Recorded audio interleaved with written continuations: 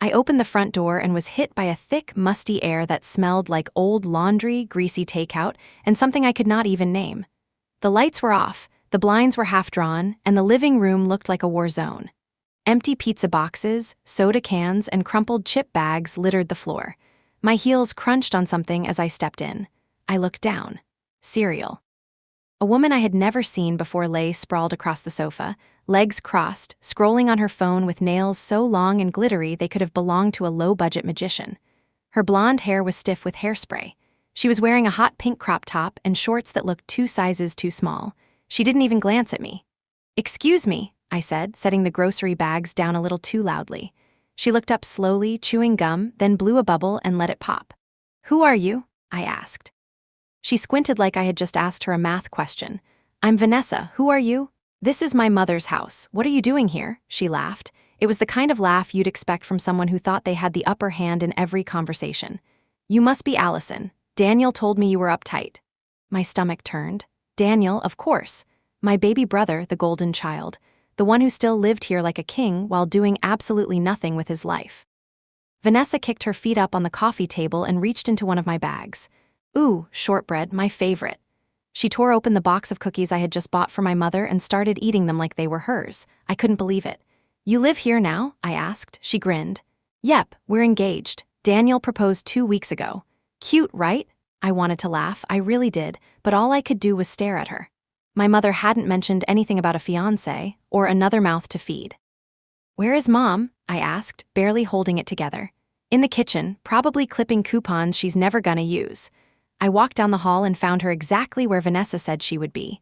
The kitchen was dim with a single flickering bulb above the sink. Dishes were piled up. The smell of old food clung to the walls. My mother sat at the table in her robe, slowly flipping through a grocery flyer. "Mom," I said. She looked up and smiled, but it did not reach her eyes. She looked tired, older than I remembered. Her hair was messy, streaked with gray. There was something hollow in her face, like a part of her had been scooped out and never filled back in. "Allison," she said, "you're early." "I told you I'd be here by noon." She blinked. "Right, I forgot." "Who is Vanessa?" I asked, not even trying to hide the sharp edge in my voice. "Daniel's fiancé. Isn't that wonderful? He's finally settling down." I stared at her. "She said they live here now." She gave a small shrug. "Well, he's my son. Of course he lives here, and she's part of his life." I took a deep breath. "She said the house belongs to Daniel now. That you?" Signed it over to him. This time, she did not answer right away. She looked back down at the flyer, smoothing it with her hand like it mattered. "Mom," she sighed. "Yes, I made the will last month. Everything goes to Daniel." The words hit me like a brick. "I don't understand," I said. "Why?" She finally looked me in the eye, and there was no guilt there. "Just weariness, or maybe stubbornness, or pride. You don't need anything, Allison. You're successful, you have your own place, your career. Daniel needs support. He always has. You've always been strong. He's sensitive. He's lazy. Don't you dare talk about your brother that way. I send you $1,500 a month. I've paid your bills. I hired a nurse when you fell and couldn't walk for a week. I fixed the roof. I brought food. I showed up." Daniel didn't lift a finger. My mother's face changed. Her mouth thinned, her eyes darkened. "You never understood him, you still don't. He has his struggles. Struggles he created, and Vanessa, she's a leech." "Enough." Her voice cracked like a whip. "You're not welcome here if you're going to talk like this." I couldn't breathe. I looked around the kitchen, the place where I used to sit after school while she made spaghetti.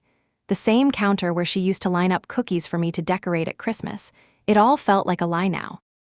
Like it belonged to someone else. "You want to know the truth?" she said suddenly, her voice cold. "I never loved you the way I love Daniel. He's better than you in every way that matters." It was so quiet after that I could hear the hum of the fridge. I nodded once. That was all I could do. My mouth wouldn't open. My hands were shaking. I walked out. Past Vanessa, who smirked and blew another bubble as I passed. Past the piles of garbage, the stained rug, the broken furniture no one had fixed. I left the grocery bags behind. As I shut the door, I realized that I was not angry. I was done. The drive back to my apartment was 4 hours, but I could not tell you what roads I took. My mind was somewhere else.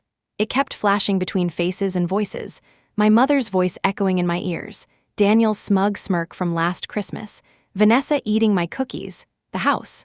The will. The truth. I collapsed onto my couch and stared at the ceiling. And then I reached for my phone, opened my banking app, and hovered over the automatic transfer to my mother's account. $1,500, every month for over a year. I tapped cancel recurring payment. Confirmed, just like that, it was done. I turned off the phone, lay back, and let the silence wash over me. And for the first time in a very long time, I felt like I could breathe. The days that followed were quiet in a way that felt foreign. It wasn't just the silence in my apartment. It was the silence from them. No phone calls, no texts, no guilt-tripping voicemails, no passive-aggressive Facebook messages. For the first time in years, I didn't feel that low-level anxiety humming under my skin. I went to work. I came home. I made pasta without thinking of who else I should be feeding. I watched movies without keeping one eye on my inbox. I had given up on the idea that my family would ever change. What I had not expected was how quickly I could. For so long, I had believed that being the better person meant showing up, even when I wasn't wanted. Sending money, even when I wasn't appreciated. Forgiving, even when the hurt ran deep. I thought if I just did enough, gave enough, proved enough, maybe one day I would be enough. But that day never came. I was still wrapping my head around that when the silence finally broke. It had been exactly 1 month since I canceled the transfer. I remember the date because I had circled it on my calendar in red ink. Not to celebrate, just to mark it. A small victory, invisible to anyone else but deeply personal to me. My phone rang at 7:43 in the morning, unknown number. I let it go to voicemail. A minute later, another call, this time from Mom's number. I stared at it. I had told myself I wouldn't answer, that I was done. But curiosity is a stubborn thing. I picked up. There must be a mistake, she said before I could speak. The money didn't come through this month. Her voice was flat, businesslike, no greeting, no warmth. No mistake, I said, silence. What do you mean? I canceled it. Another pause, longer this time. I imagined her sitting at the kitchen table, lips pressed together, hands shaking with disbelief. You what? I canceled the payment. I'm not sending money anymore. You can't do that, she snapped. After everything I've done for you? I almost laughed. What have you done for me exactly? I raised you. You neglected me. I gave you a home. You gave Daniel a home. I was just living in it. That's not fair. No, Mom, what's not fair is being treated like an ATM while he plays video games and lets his girlfriend eat the groceries I bought for you. You're jealous, she hissed. Jealous? I repeated, stunned. Of what? Of your brother. You always have been. I blinked. I built my own life. I have a career, a home I paid for. I did it all on my own. What exactly would I be jealous of? That he's still unemployed at 30 and lives off you? He has problems, Allison. He's sensitive. He needs support. And I do? Click. Just like that, the old anger returned. Not because she said it, but because she believed it. I'm done, Mom, I said. I'm not your safety net, not anymore. You'll regret this. No, I won't. I ended the call before she could reply and blocked her number. I should have known that wouldn't be the end of it. Later that day, the Facebook messages started. Paragraphs and paragraphs about how I was a selfish, ungrateful daughter, about how much she had sacrificed, about how Daniel was suffering because of me. Then came the emails, then Instagram comments, then a direct message from Daniel himself. You're breaking this family apart, he wrote. Mom, crying every day. She can't sleep, all because you stopped helping. I typed and erased a dozen responses before settling on one. Maybe try getting a job. Blocked. The next message came from Vanessa, on LinkedIn. Hi, Allison, it began. I just wanted to say that I think it's really hurtful how you're treating your mother. She's heartbroken. Daniel's been under so much stress lately. He's very delicate emotionally. He's not built for regular work. It's not fair to expect him to function like everyone else. I didn't reply. I just sat there for a long time, staring at her words. He's not built for regular work. I remembered him at 12, screaming at me for touching his video game controller. At 16, storming out of school because a teacher dared to give him a B. At 22, drunk on the couch, shouting at Mom because she bought the wrong brand of cereal.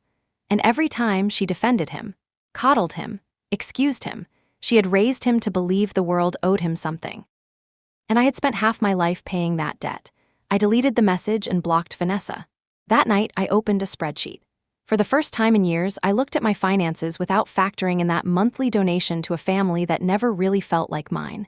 I made a list of things I had put off. Fixing the bathroom sink, repainting the bedroom, taking that trip to Oregon I had dreamed about for years, saving for a down payment on a real house. I could breathe. Weeks passed. The messages eventually stopped, or maybe they just found new people to guilt, and me, I started living. I picked up extra projects at work, not because I needed the money, but because I wanted to. I reconnected with friends I had pulled away from. I planted a small herb garden on my balcony. I took long walks without checking my phone every 5 minutes. I felt lighter, stronger. One afternoon, walking home from work, I passed a construction site. There was a sign out front that said "Now hiring." I pulled out my phone, took a picture of it, and for a second I thought about texting it to Daniel. But I didn't. I just smiled and kept walking. That night I poured a glass of wine and stood by the window, watching the sun set over the city. The light spilled over the buildings like honey. My apartment, small and quiet, felt more like home than any place I had ever lived. And in that moment, I knew something for certain. This peace, this silence, this freedom, this was mine, and no one could take it from me. It's strange how memories come back to you, not in order, not clean, but in flashes. Smells, sounds, moments. That morning in my mother's kitchen, when she told me she never loved me the way she loved Daniel, that was the first domino. Everything came tumbling after. I remembered being 7, sitting on the porch in my best dress, clutching a birthday card I had made with crayons and stickers. It was raining lightly. Mom had promised to take me to the zoo. I waited for hours. She never came. When she finally showed up, she was holding Daniel, only a few months old, bundled in a blue blanket. "He was fussy today," she said. "We'll go another time." We never did. Daniel was the sun. Everything revolved around him. From the moment he was born, it was like someone had flipped a switch inside my mother. All the space in her heart was suddenly taken, and I became background noise. It wasn't always like that. Before Daniel, it was just the two of us. And before that, there was my dad. He died in a car crash on a snowy evening. I don't remember much about him, just flashes, the sound of him whistling in the mornings, the way he made animal pancakes on Saturdays, the smell of his aftershave, and the way my mom laughed when he danced in the kitchen with me in his arms. After the accident, the laughter stopped. Mom cried for days, then weeks, then months. And then, just like that, she stopped crying altogether. Enter Edward. He met my mother through a grief support group. She told me one night over dinner that he had also lost someone, his wife. There was something calm about him, something solid. He didn't say much, but when he did, you listened. His presence didn't demand attention. It offered it. I didn't know what to think of him at first. I was still hoping my real dad would walk through the door one day. But Edward didn't try to replace him. He never asked me to call him dad. He never forced his way in. He just showed up, every day. He made me waffles on Sundays, sat next to me during homework time, even when I was too stubborn to ask for help. He taught me how to ride a bike. When I fell and scraped my knee, it was Edward who carried me inside and bandaged it, even though Mom was right there. He didn't just see me, he noticed me. One afternoon, I came home from school and found a small wrapped box on my bed. Inside was a sketchbook and a set of colored pencils. No note, no big announcement. Later that evening, while we were cleaning up dinner, he said, "I saw those doodles on the corner of your math homework. Thought you might want a better place to draw." I still have that sketchbook. The first page says, "Thank you," in shaky blue pencil. For a little while, I thought maybe things would be okay. That maybe Edward coming into our lives was a good thing, and then Daniel was born. From the beginning, it was clear that Daniel was everything my mother had ever wanted. He had chubby cheeks and wide blue eyes, and the way she held him, it was like she was holding a piece of herself she had been missing her whole life. And I became the one who got in the way. At first, it was little things. She forgot to pack my lunch, missed a parent-teacher meeting, didn't notice when I got sick. Then it became patterns. She missed my school play because Daniel had a sniffle. She told me to keep it down whenever I laughed too loud while he was napping. She stopped calling me sweetheart and started calling me Allison again. One night when I was 9, I overheard her on the phone with a friend. I was supposed to be asleep, but I heard her say, "I don't know how I did it before Daniel. He just makes sense to me in a way Allison never did." I didn't sleep at all that night. Edward tried to make up for it in his own quiet way. When Mom forgot my piano recital, he was there. When she didn't buy me a costume for Halloween, he helped me make one out of cardboard and old sheets. He never said a bad word about her. He just tried to fill the gaps she kept leaving behind. One evening, I came home from school to find Edward in the garage, fixing the handlebars on my bike. He smiled at me over his shoulder. "How was school?" I shrugged. "Fine." "You don't sound fine." I sat on the steps, backpack still on.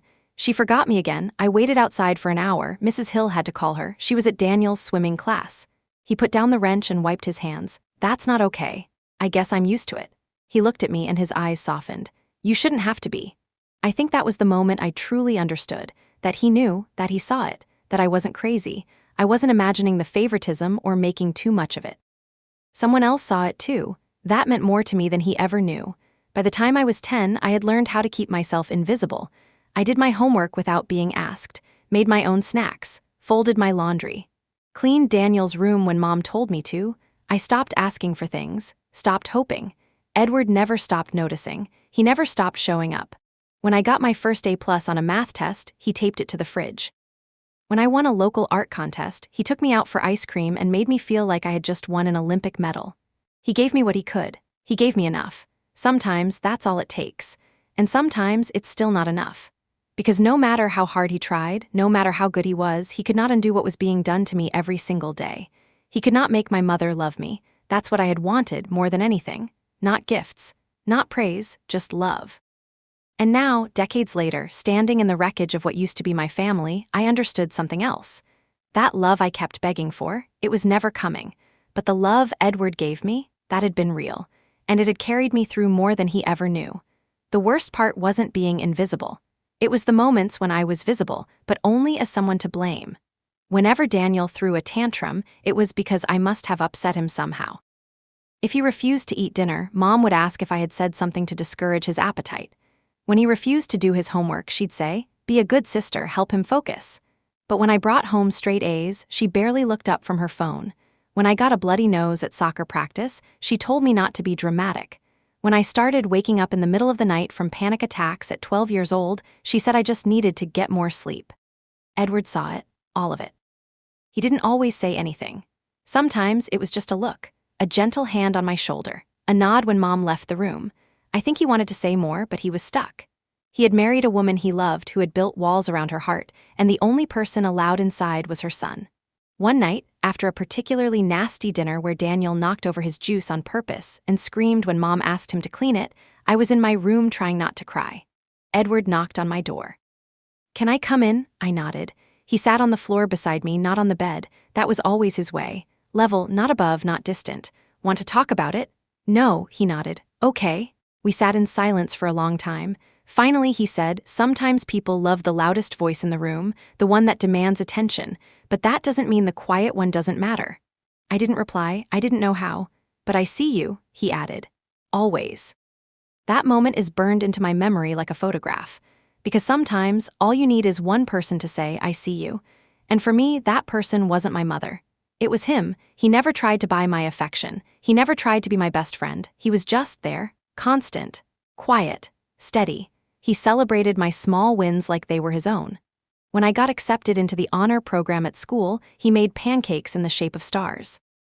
When I got picked to represent our district in the state art showcase, he cried quietly in the car while pretending his allergies were acting up. Meanwhile, Daniel failed classes, skipped school, and threw fits when he didn't get what he wanted. And my mother made excuses every time.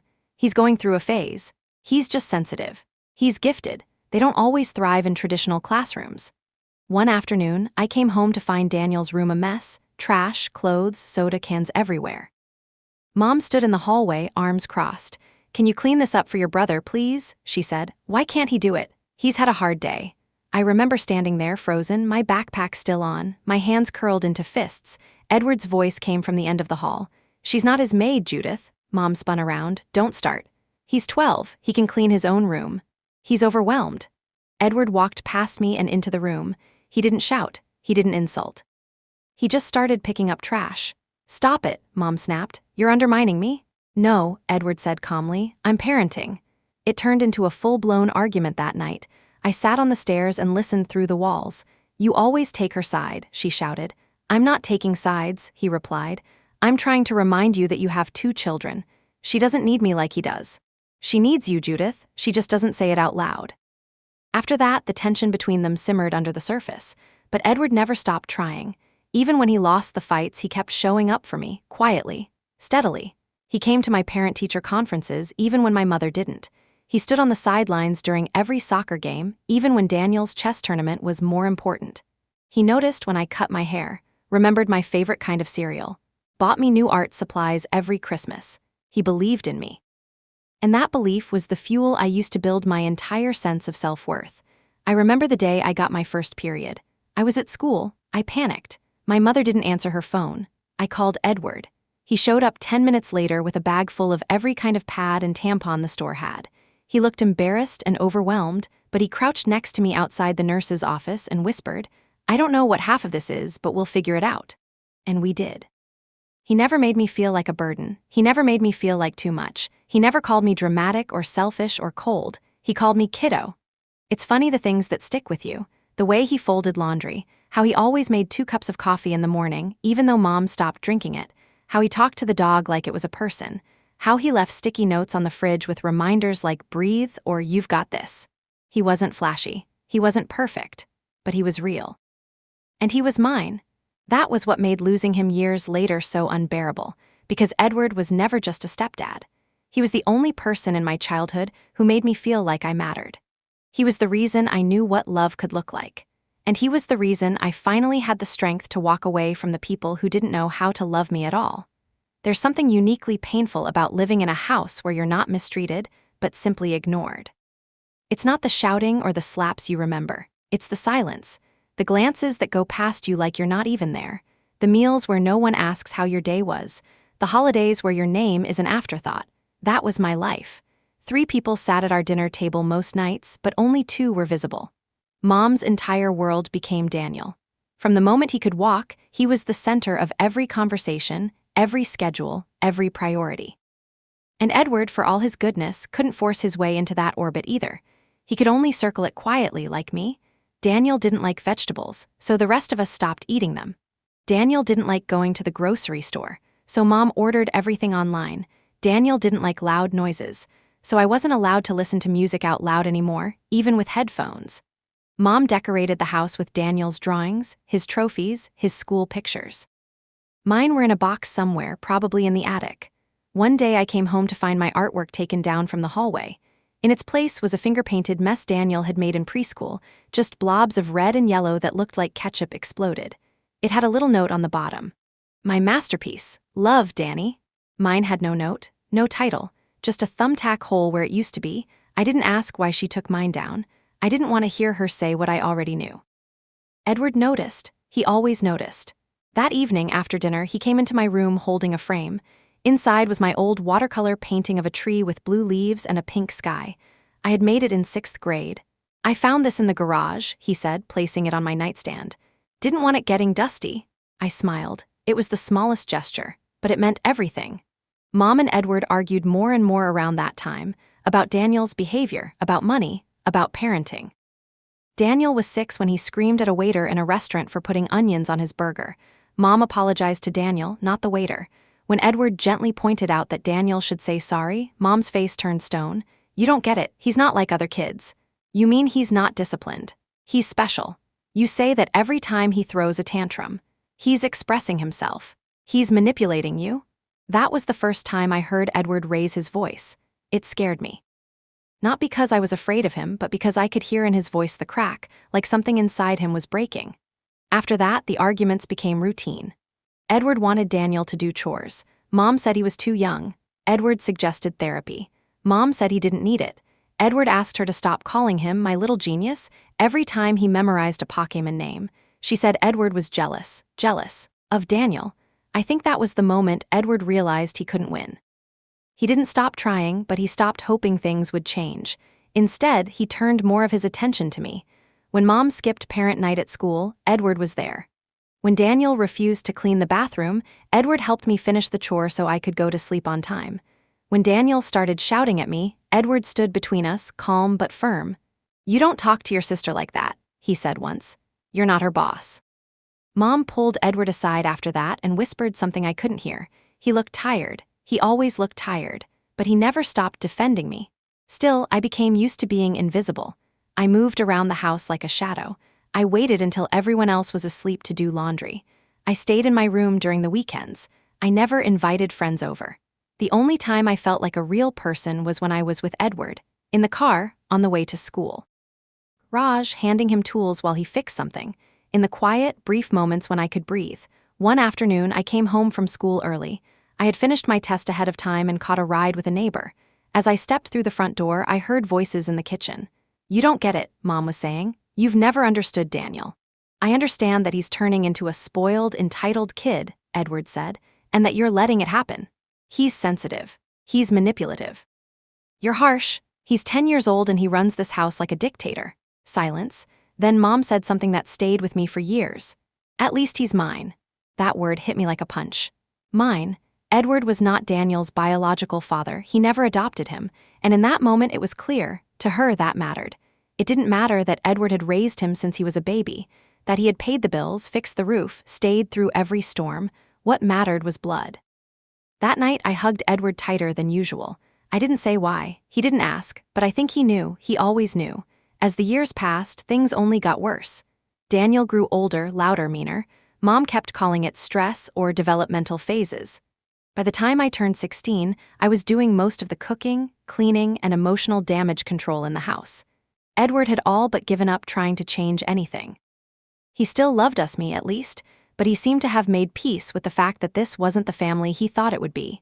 Sometimes he sat on the porch with a beer, staring at the sky. I'd sit beside him, silent, both of us waiting for something we couldn't name. 3 people lived in that house, but only 2 of them were ever truly seen, and most days I wasn't one of them. When I turned 17, I stopped trying. Stopped asking for Mom to come to my school plays. Stopped hoping she would notice when I had a fever or when my jeans no longer fit. Stopped waiting for her to hug me when I did something right. The only person who ever saw me, really saw me, was Edward. He never made grand speeches or dramatic gestures. He was just present. He paid attention. He showed up. For my 17th birthday, I didn't ask for anything. I knew better.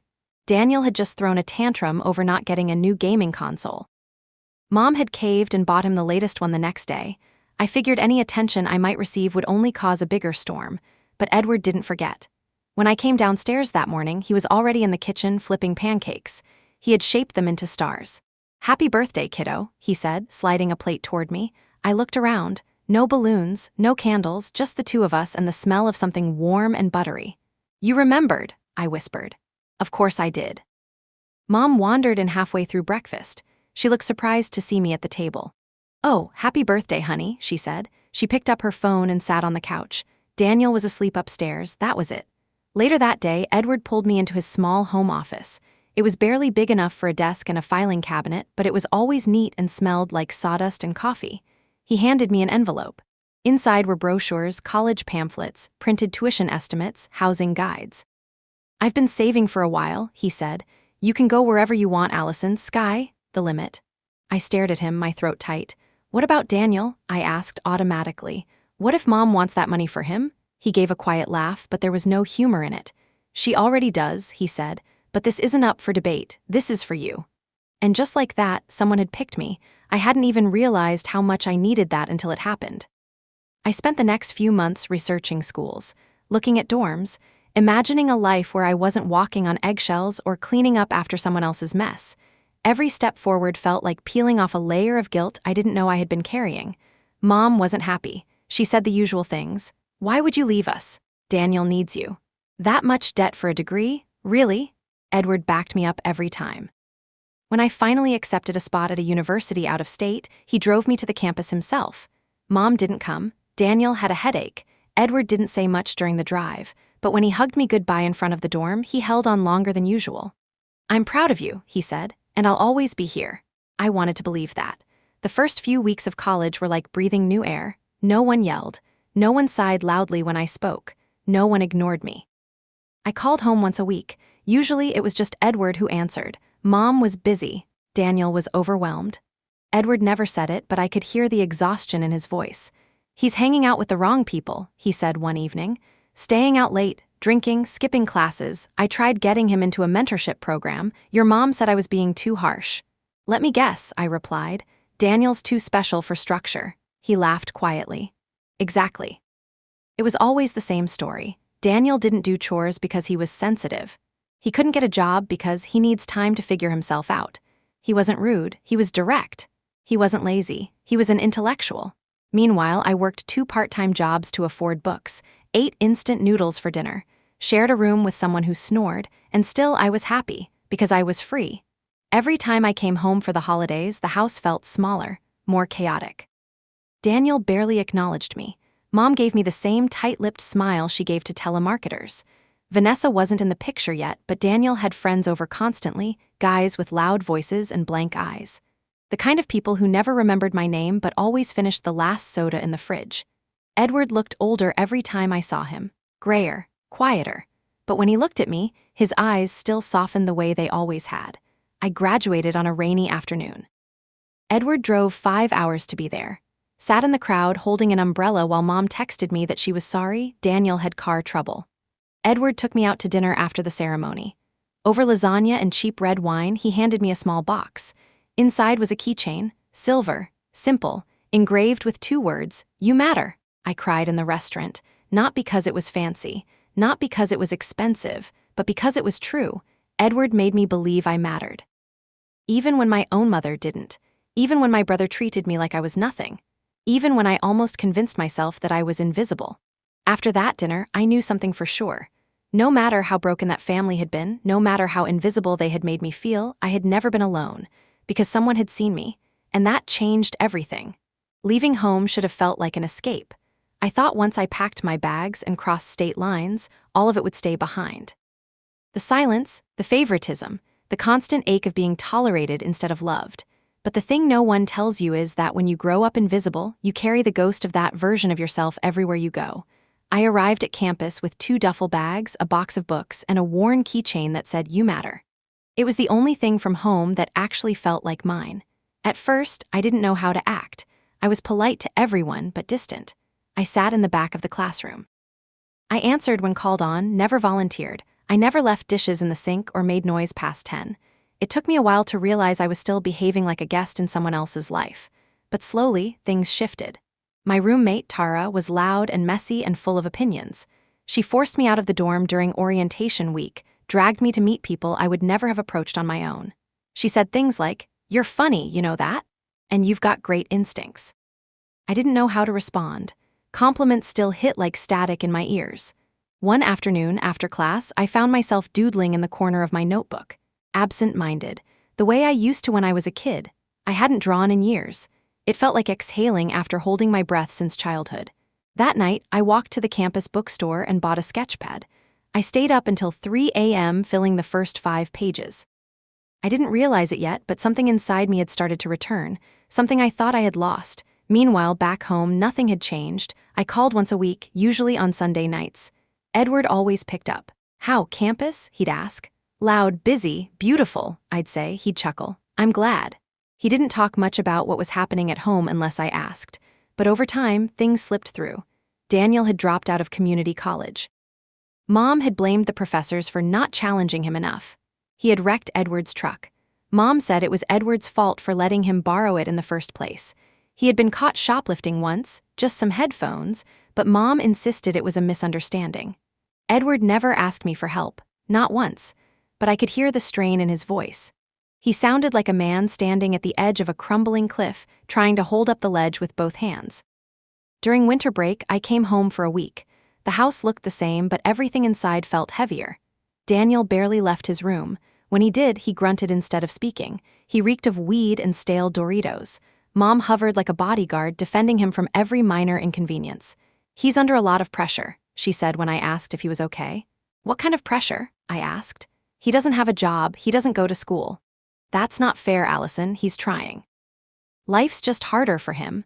Edward and I exchanged a look across the room, one of those silent glances we had perfected over the years. I stayed in my old bedroom, which now doubled as a storage room for all of Daniel's extra gaming equipment. The second night, I woke up around 2 a.m. and went to the kitchen for water. Edward was there, sitting in the dark with a mug in his hands. "You okay?" I asked. He nodded. "Couldn't sleep." We sat together in silence for a while, the way we always did. Then he said, "You're doing great, Allison." "Thanks. I mean it, you're doing exactly what I hoped you would." I looked at him. "What's that?" "Choosing yourself," I swallowed. "I feel guilty sometimes." He smiled, tired and kind. "You shouldn't. It takes strength to walk away from something broken, especially when you spent your whole life trying to fix it." We didn't talk about Mom. We didn't talk about Daniel. We didn't need to. The next morning, I left early, before Daniel was awake. Mom gave me a rushed hug and told me to text when I got back to school. That was it. When spring came, I got offered a paid internship in the city. It was competitive, hard to land, and only 2 students from my department had been selected. I called home that evening, buzzing with excitement. Edward answered like always. "That's incredible," he said. "I'm proud of you." I asked if Mom was around. There was a pause. "She's on the phone with Daniel. He's upset about something." Of course he was. "Tell her I said hi." "Will do." We didn't talk long, but his voice stayed with me all night. It was like that for the next year and a half. I kept moving forward. And the more I grew, the more distant my family felt. The more mine my life became. But sometimes, I still caught myself waiting. Waiting for a message from Mom saying she was proud of me. Waiting for Daniel to call and say thank you for all the times I had helped him. Waiting for someone to finally say, I see you now. It never came. I graduated with honors. Got a full-time job offer right after. Found a tiny one-bedroom apartment with a leaky faucet and chipped paint, but it was mine. Edward helped me move in. He brought a potted plant and a toolbox. Fixed the faucet before he even took off his coat. Feels like a good start, he said, patting the kitchen counter. He had aged. More gray in his hair, wrinkles that hadn't been there before, but his smile was the same. You sure you're okay staying another night before heading back? I asked him. He nodded. Your mom said Daniel's having a bad weekend. Probably best I give him space. I didn't ask what bad weekend meant. I didn't want to know. We ordered pizza and ate it on the floor. No plates, just napkins and laughter. When he left the next morning, I hugged him harder than usual. Thanks for everything, I said. You don't owe me anything, he replied, but I'm proud of you all the same. I watched his truck disappear around the corner and thought, this is what a father is, not the one who makes you, the one who stays, the one who sees you. That was the day I realized something else too. I wasn't part of that family anymore. I had become an outsider. But this time, it wasn't because they pushed me out. It was because I chose to leave, and I chose right. 3 months into my new job, I received the kind of call that makes your stomach drop before you even answer. It was from Edward's number, but the voice wasn't his. Allison, Mom said, her voice small and shaking. It's Edward. He collapsed at work this morning. They took him to County General. Massive heart attack. I didn't even change out of my work clothes. I grabbed my keys, got in the car, and drove for hours. The road was blurry half the time. My mind couldn't stop circling the same thought. Not again. Not him. By the time I got there, it was already too late. He was gone. The hospital room was cold. Clinical. Sterile. Mom was crying, loud and dramatic, clutching tissues like a stage prop. Daniel stood in the corner, scrolling through his phone, earbuds in. I stood there, dry-eyed and numb, not because I didn't care, but because I couldn't process it. The one person who had ever made me feel like I wasn't alone was gone, and all I could think was who's going to see me now? The funeral was quiet. Small. A few coworkers, a neighbor, one old high school friend who cried harder than Mom did. She gave a speech. He was a wonderful husband, she said to the crowd. So supportive, so strong, we were very happy. I nearly walked out. Not once did she mention how he had raised her daughter, how he had saved me in so many ways. After the service, she clung to me in the parking lot. How will we manage without him? She whispered, mascara streaking her cheeks. He handled everything. And that was it. That was her grief. Not the man, not the loss, the consequences. I didn't respond. I just got in my car and drove back to the apartment he had helped me move into. The potted plant he gave me was still sitting on the kitchen counter. Its leaves had started to wilt. I watered it for the first time in a week. That night I cried like I hadn't cried since I was a child. Not for him, not only for him, but for everything, the years of being unseen, the love that was never returned. The guilt I had carried for walking away, even though I had no reason to stay. Grief is strange, it doesn't follow rules. It doesn't wait until you're ready, it just takes. Days passed, then weeks. I went back to work. I smiled at coworkers. I sent emails. I filed reports. And every now and then, I'd forget for a second that Edward was gone. I'd reach for my phone, ready to send him a picture of something, a mural, a coffee shop he would have loved, then remember there was no one left to send it to. And then, of course, Mom called. She waited exactly 40 days after the funeral. I answered, thinking maybe, just maybe, she had called to say something real. Allison, she said, we're in trouble. Of course. She told me she was struggling to pay the bills. The utilities were behind. That Edward's savings were running out. I listened. I shouldn't have, but I did. Daniel, trying to find a job, she said. He really is, but it's just no one understands him. He's not a morning person, and the jobs he's qualified for, they're beneath him. One place actually expected him to do warehouse work. With his mind, please. I gripped the phone tighter. Mom, he's 24. He has never had a job, ever. Because no one has given him a chance. You mean he's never taken a chance? Don't talk about your brother like that, she snapped. You don't know what he's been through. And I suppose Vanessa's working full-time now, right? I asked. Silence. She's between things, she said. I took a breath. How much do you need? It came out before I could stop it, before my brain could catch up to my mouth. She paused, as if calculating how much she could ask for without pushing too far. $1,500, she said, per month. I closed my eyes. That was rent. That was savings. That was my emergency fund, but I said yes. Because part of me still hoped that if I gave enough, if I proved enough, something in her would soften, that I wouldn't always be the outsider. I set up the automatic transfer that evening. Every month, the money disappeared from my account like clockwork. Every month, I told myself it was temporary. Every month, I wondered why I still believed in people who never believed in me, but I kept doing it. Even when the roof still leaked. Even when Mom stopped calling unless she needed something. Even when Daniel and Vanessa continued living like nothing had changed. The day I saw Vanessa drinking craft beer on the porch, wearing my old sweatshirt like it belonged to her, I nearly turned the car around. But I didn't. I stayed. I cooked dinner. I fixed the bathroom sink again. I restocked the fridge. Because that's what outsiders do when they still believe they have something to prove. They show up. Even when the door never opens. Even when no one says thank you. Even when it hurts.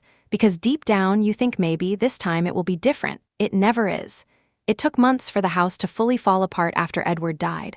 The grass grew knee-high. The shutters on the front windows started to rot and lean. Paint peeled in strips along the siding like a snake shedding skin. But the house wasn't the only thing decaying. Mom stopped pretending. She no longer fussed with her hair, no longer baked anything from scratch, no longer played hostess.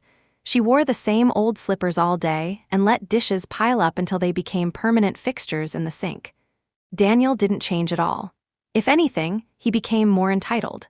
The morning Edward's life insurance check came in, I drove over to check in.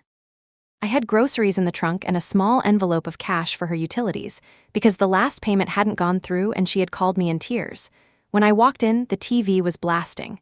Daniel was slouched on the couch, controller in hand, yelling at someone through his headset. Half-eaten wings and empty soda bottles covered the coffee table. "Hey," I said, setting the bags down. He didn't look up. "What? Where's Mom?" "In her room, she's tired." "Have you eaten?" "Obviously." There was nothing obvious about it. He looked like a man who hadn't left the couch in days. I stood there for a moment, taking it all in, the smell of fast food, the silence from upstairs, the way this place had once held warmth when Edward was alive. Now it was a shell. Mom came downstairs eventually. She moved slower than usual, eyes puffy, skin pale. She hugged me with one arm, her other hand already reaching for the grocery bag. "You didn't have to do this," she said, but not in a way that meant thank you, more like she expected it.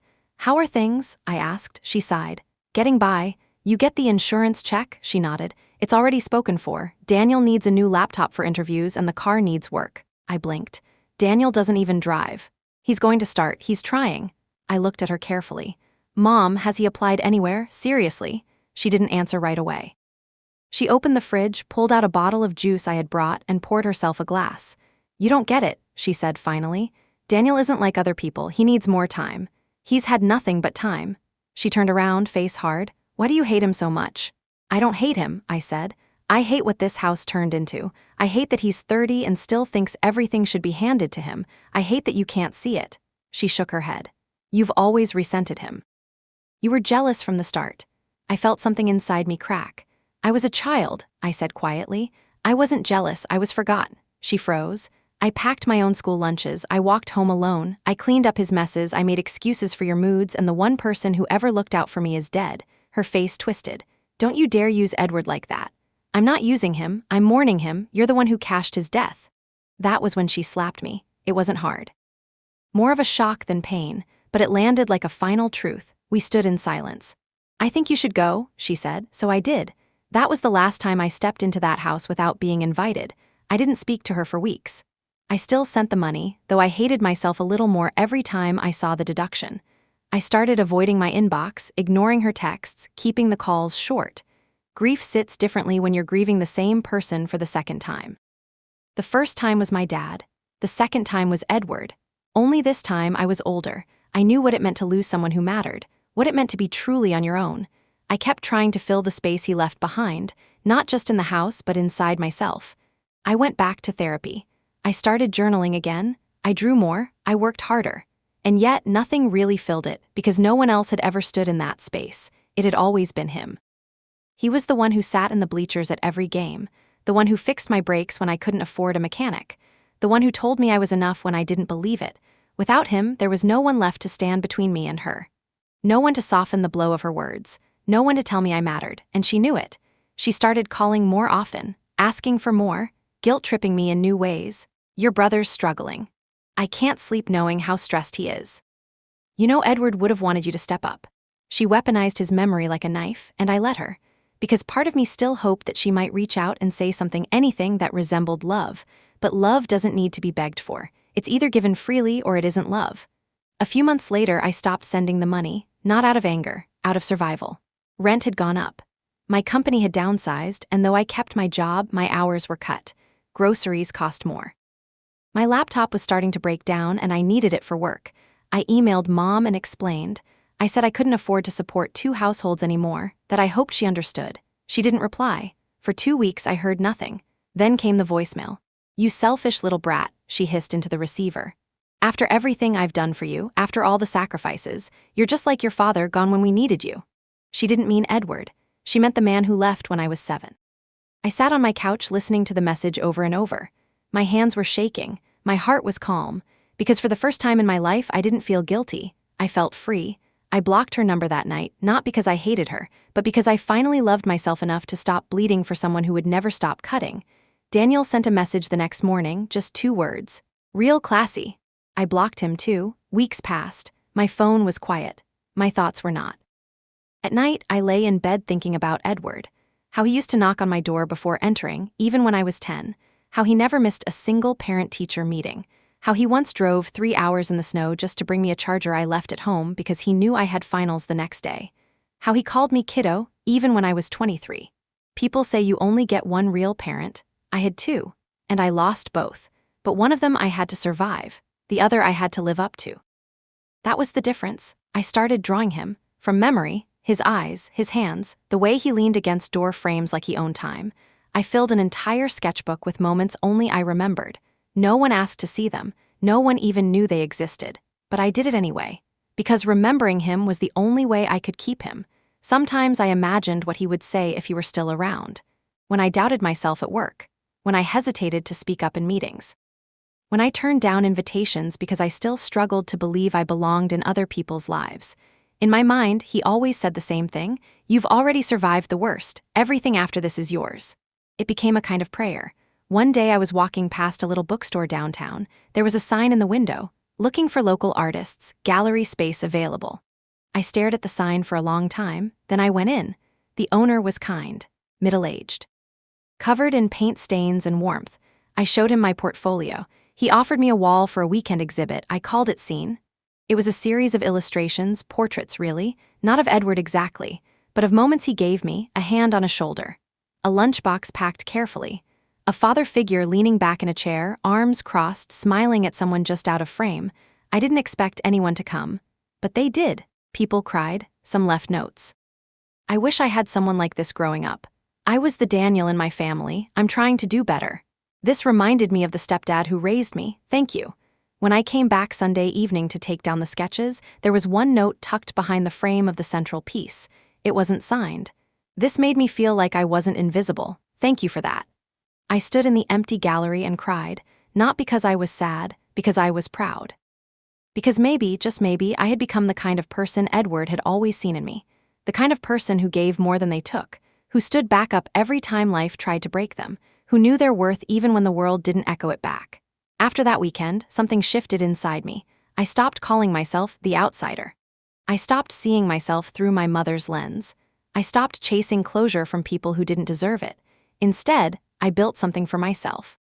A life rooted in truth. Not perfection, not forgiveness, just truth. That I was never the problem, that I had value. That walking away was not failure. It was freedom. It had been nearly a year since I last saw my mother or Daniel. A full 12 months without their voices poisoning my phone, without their guilt hanging over my shoulders like wet clothes that never dry. The apartment was still small, still imperfect, but now it felt like mine. The plant Edward gave me had died, but I kept the pot. It sat by the window, holding a collection of sketching pencils and paper scraps. Life had grown quiet, not empty, just peaceful.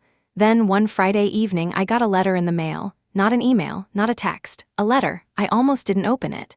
I recognized the handwriting immediately. Her slanted, angry script always looked like it was trying to escape the page. Inside was a single sheet of paper, folded once.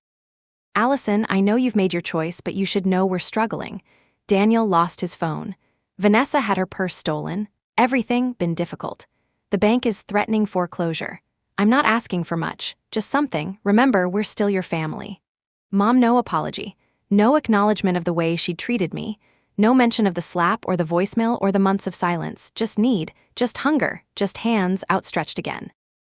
I stood in my kitchen with the letter in one hand, a bowl of pasta in the other, and felt nothing. Not anger, not pity, just distance. For so long, I had confused obligation with love. I believed blood came with a price tag, and if I didn't keep paying it, I was the villain. But there was no villain here. Just a woman who had spent her life enabling a son who never learned to give, and a daughter she never bothered to know.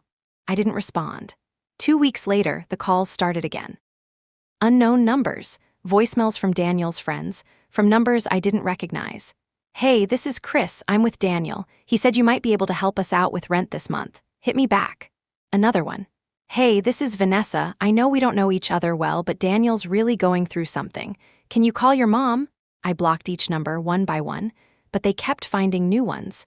Then came the text from Daniel himself. You think better than us, you left us to rot. Dad would be ashamed of you. Hope happy in fancy apartment. Blood is blood. You owe us. That last one stuck with me. You owe us. What exactly did I owe them? Years of being ignored? Of being used? Of being emotionally milked dry? Because if they thought I owed them for that, they misunderstood what debt really was. I didn't answer. Instead, I did something I hadn't done in a long time. I called Tara, my old college roommate. We hadn't spoken much since she moved across the country, but when she picked up, her voice sounded like sunlight. Allison, wow, hey, is everything okay? Yeah, I just wanted to hear a voice that reminded me who I really am. We talked for hours. She told me about her job, her cat, the guy she had started seeing. I told her about the gallery, the notes, the way grief had shaped me without breaking me. At one point, she said, "You've changed." I braced for the worst. She smiled into the phone. You used to apologize for existing. Now you sound like someone who takes up space on purpose. I almost cried, not because it hurt, but because I had waited my whole life to feel that way. That night, I sat at my desk and opened a blank page in my sketchbook. I drew a pair of hands, one reaching out, the other letting go. The next morning, I made coffee, opened my inbox, and saw a new email from a law office. It was titled, Estate Inquiry Regarding Margaret Stewart, my mother. I clicked it open with a strange mix of dread and indifference. It was short. To whom it may concern, we are contacting you as a named relative in the final estate filings for Margaret Stewart. Please contact our office at your earliest convenience. I stared at the screen. It didn't say she was dead, but something had happened. I called the number. The woman on the phone was polite. Too polite. Legal polite. Yes, Ms. Stewart, your mother has named you in her will. I didn't know she had one. She updated it shortly after your stepfather passed. Of course she did. She passed away 2 weeks ago. Cardiac arrest, no foul play. I'm sorry you weren't notified sooner. Your brother Daniel handled the arrangements. That stung, but not in the way I expected. Not because she died, but because I didn't feel anything. Not anger, not grief, just a strange emptiness. Like remembering a dream that had once terrified you and realizing it doesn't scare you anymore. She told me I could receive a copy of the will if I wanted. I did. A week later, it arrived. I sat at my kitchen table with a glass of wine and read through the carefully typed pages. It was all left to Daniel. Everything, the house, the savings, the small life insurance policy. There was one line that mentioned me toward the end. I trust Allison will understand this decision, as she has always chosen to walk her own path. I leave her my wedding ring, not for value, but for remembrance. It was like being slapped and told it was a hug. The ring came in a separate envelope, tarnished, tiny. It didn't fit my hand. I didn't cry. I didn't scream. I didn't burn the will or break a glass or curse her name. I just placed the ring in a drawer and closed it. She made her choice. And for the first time, I finally understood. So had I the day after the letter, Daniel called again. A new number, another voicemail. His voice was shaky, somewhere between desperate and entitled. Allison. I don't know if you've heard, but Mom passed. I guess you're too busy with your new life to care. Anyway, listen, the house needs work. Taxes are late. If you don't want it sold off, maybe you can pitch in. He paused. She left you the ring, right? So you didn't get nothing. Don't be dramatic. Click. I sat there listening to his words, the silence after them louder than anything he'd said. And I laughed, not because it was funny, but because I finally saw it clearly. The ring wasn't a gift. It was a trap. One last hook to keep me tethered. One last string to yank. She hadn't left me money, or love, or an apology, just a symbol, but symbols only hold power if you let them. I opened the drawer and pulled out the ring. Turned it over in my hand. It was thin, worn smooth with time. It had probably once meant something to someone, but not to me. I put it in a small box, taped it shut, and mailed it back to the return address on the will paperwork. No note, just the ring. Let them keep their heirlooms. Let them keep their guilt. Let them keep the story they had written where I was the villain for refusing to drown. I wasn't part of that story anymore. I was writing my own, and mine didn't begin or end with them.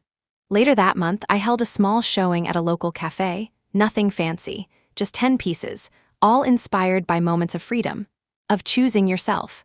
One piece was a door half open, sunlight pouring through. Another was a suitcase on a train platform, abandoned but full of possibility. The centerpiece was a woman walking away, not angrily, not broken, but tall, calm, steady. A stranger came up to me and said, "That one feels like peace." I nodded. It is. I had stopped explaining my past to people, not because it hurt, but because it didn't define me anymore. I didn't owe anyone that version of me, the one who flinched at kindness, who mistook control for love, who paid in silence and obedience for a seat at a table that never had a place for her. No more. I was building a new table now. It didn't have to be big or perfect or full. It just had to be mine. The week after the show, I received one last message. A letter again, handwritten, from Daniel. "I don't get you. You think you're better than us. You always wanted out. Well, congrats, you're out. Just don't come crawling back when things fall apart." I tore it up without reading the rest. Because here's what he never understood. Leaving isn't the same as running, and staying doesn't make you loyal. Sometimes the bravest thing you can do is walk away from people who look like family but live like strangers. Sometimes love means building a life they don't get to ruin. Sometimes peace costs everything, and it's still worth it. A few months later, I stood in a small bookstore doing a live reading of an essay I had written. It was called "The Ring That Didn't Fit." When I finished, a young woman raised her hand. "How did you know when it was okay to walk away?" she asked. I didn't hesitate. "When staying hurts more than leaving ever could," I said. "That's when you know." Afterward, she came up to me and hugged me. "Your story feels like mine," she whispered. I smiled. "Then write your ending," I said. "Not theirs." That night, I walked home alone through quiet streets. The city lights glowed soft above me. A breeze tugged at the hem of my coat. My feet didn't rush. My heart didn't race. I didn't feel guilty. I felt free. And for the first time, I wasn't just surviving. I was living. It had been almost a year since my mother passed when I got the email from a lawyer I didn't recognize. I was in the middle of prepping for my second gallery show, sorting through prints, framing new pieces, humming along to some old jazz vinyl in my studio apartment. I almost deleted the email without reading it. The subject line was cold and bureaucratic. Notice of dispute, estate of Margaret Stewart. I opened it. Then I read it again, and still I couldn't believe it. Daniel was suing me, not for the ring, not for the money I didn't get. He was suing me for emotional damages and financial withholding related to Mom's estate. The letter claimed I had manipulated her in her final years, that I had refused support in a time of need. That I had, and I quote, contributed to mental duress leading up to her passing. I felt the air leave my lungs. I sat there frozen for a long time. The same man who had never worked a real job. The same man who lived rent-free in that house for over a decade. The same man who sent me rage texts after I refused to bankroll his laziness now claimed I was the villain. He had hired a lawyer. I called the contact listed in the email, and a paralegal confirmed the case was real. It was happening, it was absurd, but it was happening. At first I was furious, then I was afraid, then I was numb. This was not about money. Daniel knew he had no real case. This was punishment. This was spite dressed up in paperwork. It wasn't enough that I walked away. He needed to drag me back. Into the courtroom. Into the past. Into the version of myself that still flinched when he raised his voice. The lawyer I found was calm, clear, and sharp. After reviewing everything, she leaned back in her chair and said simply, "This won't hold up, but it will waste your time." She was right. Over the next few months, Daniel submitted dozens of vague statements, messages taken out of context, even old texts from Mom that he claimed proved manipulation.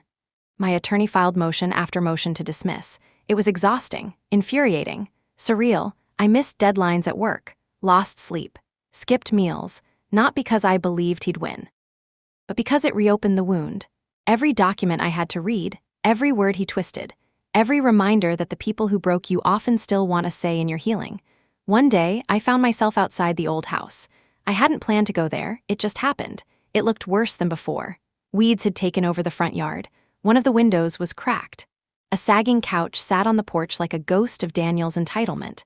I stood across the street and stared at it for a long time. It used to feel like a place I never belonged. Now it looked like a monument to everything I'd escaped. The lawsuit dragged on. In the end, the judge threw it out completely. Lack of merit, lack of evidence, lack of reality. I was relieved, but not happy. Because Daniel didn't need to win in court to make his point. He wanted me exhausted. He wanted me broken. He wanted me to regret walking away. But instead, I felt something else. Clarity. This wasn't just a final betrayal. This was a final gift. Because now there was no part of me left that wondered if I had done the right thing. No lingering guilt. No half-imagined memory of our childhood that painted him in softer light.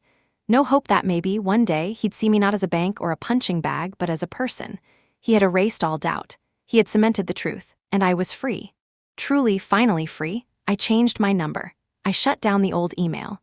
I opened a P.O. box for any gallery-related mail.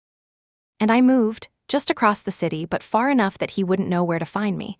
I didn't leave a trail. I didn't leave a forwarding address. I didn't owe them even that. Not anymore. The day after the lawsuit was dismissed, I went for a long walk. No destination, no music in my ears, just the sound of my shoes against the pavement and my breath steady in my chest. The city moved around me, uncaring and alive. People hurried past with coffee in hand, laughing into phones, chasing buses, yelling across the street. No one knew what I had just been through, and that was the strange part. Because for the first time in my life, my pain wasn't visible. It wasn't a fight at the dinner table.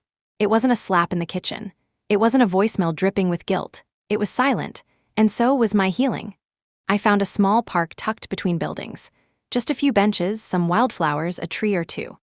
I sat there for a while and I didn't cry. I didn't rage. I didn't spiral into self-doubt or old fears. I just breathed, and with every breath I felt lighter. Later that week, I told my lawyer I didn't want to pursue any counteraction. No defamation claim, no fees returned. She was surprised. "You're well within your rights." I nodded. "I know, but he already took enough of my time. He doesn't get another second." That was the real cost no one talks about. Time. Time I'll never get back. Hours I could have spent creating, laughing, sleeping. Weeks spent drafting responses to lies instead of letters to friends. He didn't win, but he stole. And I chose not to steal from myself again by staying in it any longer. A few months passed. I poured everything into my work. I started a new series, this one less about escape, more about rebuilding. It was full of open windows, long hallways, soft lights. People alone but not lonely. Safe, present, whole. I called the series Inheritance. Not because I inherited anything of value, but because I had finally learned what was mine to carry and what wasn't. One afternoon, after the gallery had closed, I found a small envelope slipped under the door. No name, no return address. Inside was a note. "Saw your work, don't know you, but I needed it. You remind me of someone I used to be." I smiled. That was all I ever wanted, to remind someone that healing was possible. Not easy, not quick. Not without scars, but possible. That same evening, I went home and pulled out an old journal I hadn't touched in years.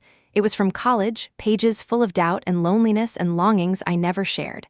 I flipped to the back and wrote, "I no longer need to explain myself to people committed to misunderstanding me." Then I turned the page.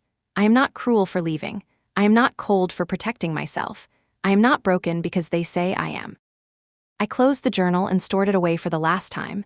That version of me didn't live here anymore. She wasn't gone, just evolved. That night I dreamt of Edward for the first time in months. He was sitting at the table in my kitchen, sipping coffee from my chipped blue mug.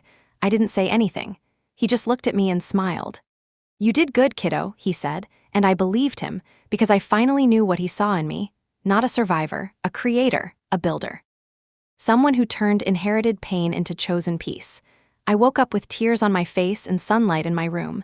The kind of morning that doesn't ask anything of you, just reminds you that you're still here, still whole, still free. It was a quiet Tuesday when I realized I hadn't thought about Daniel or my mother in weeks. Not just avoided them, not just kept them out of my inbox or off my phone. I simply hadn't remembered them. I had gone to work, bought groceries, made art, met friends, tried new recipes, danced alone in my kitchen to terrible pop music, and not once had their names crossed my mind. And that, more than anything, felt like victory. Not loud, not dramatic, just real. That's the thing about peace. It doesn't knock on your door or announce its arrival. It seeps in quietly, like sunlight through a window you forgot you left open. You just look around one day and realize the air has changed. That you're not bracing for a call, not rehearsing arguments in your head, not explaining yourself to ghosts. You're just living. It felt strange at first, like waking up and realizing the house you were raised in no longer exists. The rules don't apply. The shame doesn't stick. The weight has been lifted, and for a second you miss it because you carried it for so long it felt like part of you. But it was. None of it ever was, not their blame, not their expectations. Not their story about who I was supposed to be. I was no longer someone's scapegoat, no longer someone's wallet, no longer someone's stand-in for all the things they couldn't fix in themselves. I was just me, messy, growing, whole. And for once, I didn't feel the need to prove that to anyone. A few months after the gallery show, I was invited to speak at a panel about creative resilience. The organizer had seen my series, Inheritance, and said it resonated deeply with artists who had experienced family trauma. I almost said no, not because I wasn't honored, but because I wasn't sure I wanted to go back, even in words, even in art. But something inside me said yes. Maybe it was the version of me that used to sit in the dark wondering if anyone else felt the way I did. Maybe it was the girl who had to pretend everything was fine just to survive Thanksgiving. Or maybe it was just time. When the night came, I wore a navy blouse Edward once bought me. I sat under soft lights facing a small audience, and I told my story, not all of it, but enough to let the right people feel seen. I told them about silence, about being the strong one, about how sometimes survival looks like smiling when you want to scream, and how sometimes freedom isn't a flight, it's a choice. To say, not anymore. To say, I deserve more. To say, this ends with me. Afterward, a young man approached me, barely 20. Eyes tired in a way I recognized too well. He didn't say much, just this, you helped me feel less crazy. I nodded. That's what truth does. He smiled, a small one, the kind that carries more weight than words. He didn't need me to save him. He just needed a crack of light to find his own way out. And that was enough. I walked home that night through quiet streets, past windows lit warm with other people's lives. There was no ache in my chest. No longing to be in their stories. I had mine, not the story they wrote for me, not the one filled with guilt and shame and second chances they never earned, not the one that made me the villain for leaving the fire they kept stoking.